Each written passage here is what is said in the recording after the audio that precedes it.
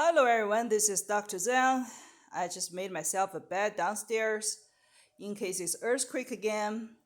I can quickly get out of the house, get to the garden, or the front, the front street. Here's the earthquake package. Okay, in case it break earthquake again. We had like two jolting